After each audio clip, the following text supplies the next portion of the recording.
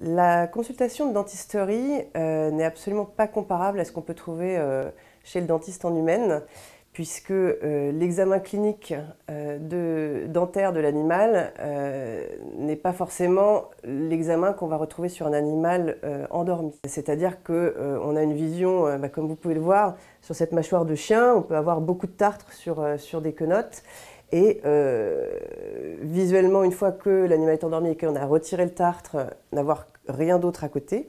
Mais on peut également se rendre compte que la dent est déchaussée, qu'il y a des zones fracturées ou des choses comme ça qui vont nécessiter des examens complémentaires. Et quels sont ces examens complémentaires dans la grande majorité des cas? C'est le sondage sous-gingival avec un petit appareil particulier et surtout la radio dentaire. Et la radio dentaire, c'est quelque chose qu'on peut faire en humaine sur une personne qui n'est pas endormie. C'est impossible de le faire sur un animal vigile chez nous. Donc on découvre parfois des choses uniquement au moment du détartrage.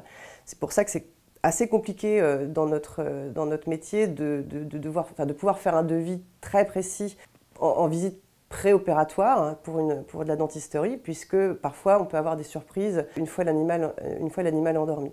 Donc souvent, on recontacte les gens au moment de l'intervention en expliquant ce qu'on a trouvé et ce qu'il est possible de faire dans ces cas-là. Avant chaque acte de dentisterie, nous proposons une visite préopératoire de manière à évaluer avec le propriétaire de l'animal l'état dentaire. Bien évidemment, cette consultation est comprise dans le forfait global qui s'adapte aux besoins de chaque animal.